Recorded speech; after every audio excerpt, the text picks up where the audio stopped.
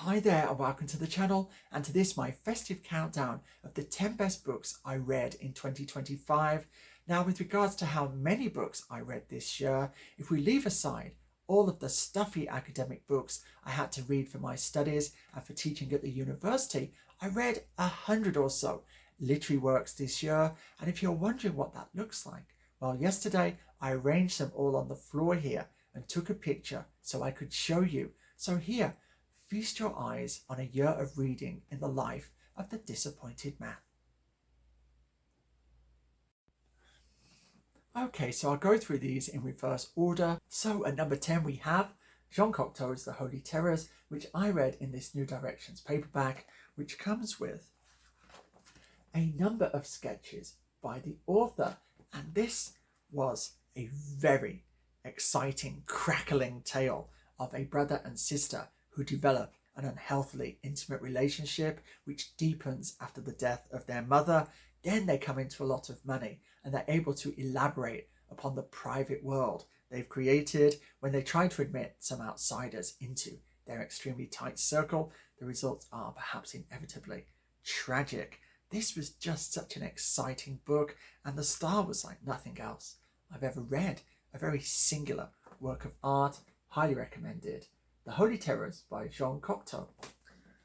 At number 9, Longus's Daphnis and Chloe, a pastoral romance. This was just such a tender tale. It's a kind of pagan Adam and Eve story because neither Daphnis nor Chloe are familiar with the facts of life, which have to be explained to them by a messenger sent by the god Eros, who's watching over them. Just so beautiful. I found this deeply moving, as did Goethe, Schiller and Ravel, who even went so far as to compose an opera inspired by this tale. Wonderful reading. Daphnis and Chloe by Longus. Next, at number 8, I read 4 Henry James novels this year, and the best of them was this, Washington Square, the tragic tale of a daughter who is grossly underestimated by her vain widower father, who's a prominent New York physician. This is beautifully written. Very touching novel. Washington Square by Henry James. Next, what is considered the first modern French novel, The Princess of Cleves by Mary Madeleine de Lafayette. And modern because of the psychological aspect of this novel, the rich psychological layer. And if you can get through the first 15 pages or so, which is a list of the names of all the people at court, then what you get is a tremendous story, a love story about a love that can never be. It recalls Madame Bovary in some respects because a woman gets married rather early and then discovers that her husband bores her and falls in love instead with a dashing nobleman. Sound familiar? Well, what really distinguishes this is the paranoia. Everyone at the court is trying to ferret out everyone else's secrets, typically regarding their love affairs, and so nobody can trust anyone else. Lots of messages are being transferred back and forth in the background. So yes, this was an unexpected treat. The Princess of Cleves, which I read in this Norton Critical Edition. Then what do we have? Number 6, Adventure. Number 6 is The Prisoner of Zenda by Anthony Hope. A very short novel, but so exciting from beginning to end and notable for the arch style in which it's told. It really is magnificent. Just sounds like some English gentleman from the early 20th century holding forth. Yeah, it's beautiful. So if you know anyone who's into adventure, they really have to read this, The Prisoner of Zenda. At number 5 is Shakespeare. I have to choose a Shakespeare play because I read something like 30 of them this year as part of my first read through of the entire Shakespeare canon. And the one I enjoyed the most, I'm not saying it's the best, but the one that brought me the most joy was Cymbeline. Yes, full of poetry. There are some beautiful songs and sonnets in here. Fear no more, the heat of the sun, which Virginia Woolf famously uses in Mrs. Dalloway. Yes, this is a wonderful romance. The stagecraft is rather ridiculous. By the end of the play, Act 5, pretty much everyone on the stage is in disguise and they all reveal themselves in turn. It's magnificently handled, if rather ridiculous, and I thoroughly enjoyed this. Cymbeline by Shakespeare in this Arden 3rd edition. Then number 4, Dostoevsky, The Master, with The Gambler. This, on a certain level, is rather a picaresque novel. However, it's unified by the incredible voice of the narrator, who's an absolute rascal, a real opportunist, and he's surrounded by a crew of rascals who are all gambling away in this casino and hoping to get rich when the boss of the gang inherits upon the death of his mother. That is not to be, and that in itself is a hilarious scene in this very funny and anarchic novel. Yes, The Gambler. I seriously recommend this. Then, number 3, this novel had me weeping at its climax. Absolutely superb. It really stirs the emotions like few novels I've read. André Gide is a master psychologist. I can't get enough of his work, and this was a really beautiful story of love denied.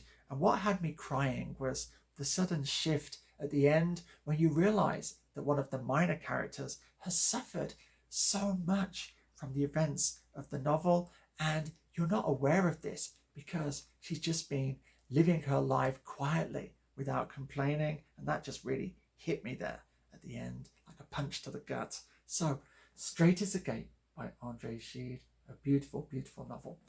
So number 2, it is The Golden Ass by Apuleius. I read it in this wonderful Robert Graves translation from the 50s. I also read it in an Oxford World Classic translation by P.G. Walsh. This was much better. It's a wonderful, wonderful storytelling tour de force. In fact, I would place this alongside Homer, Ovid and Boccaccio as one of those texts that you have to read if you're going to seriously get into Western literature. It tells the tale of Lucius, who is transformed into an ass. He's hoping to be changed into an eagle, but things go awry. Suddenly, his ears are growing in length, as are other parts of his anatomy, and what ensues are a series of adventures. He's unable to communicate his predicament to the humans around him, and so he goes from master to master, being made to grind corn or carry things up the sides of mountains, and while he's traveling around, he's hearing all kinds of tales, and it's those that he narrates. And what I really love is how everyone except Lucius can communicate in this novel. The dead come back as ghosts, the gods speak in dreams. It's excellent. So I greatly enjoyed Robert Graves's The Golden Ass, but something topped it this year.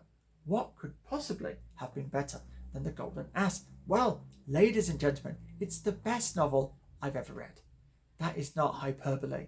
I seriously believe this is the greatest novel I've ever read, and it is Stendhal's The Red and the Black, and it's the psychological acuity of this novel and the beautiful story that really set this apart. Stendhal is an absolute master, and I read Madame Bovary this year by Flaubert.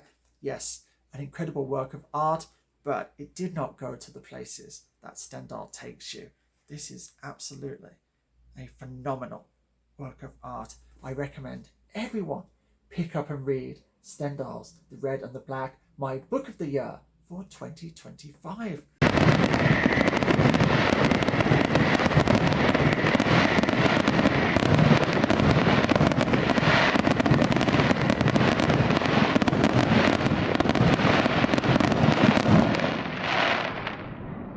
So there we have it. That concludes this festive rundown of the best 10 books I read in 2025.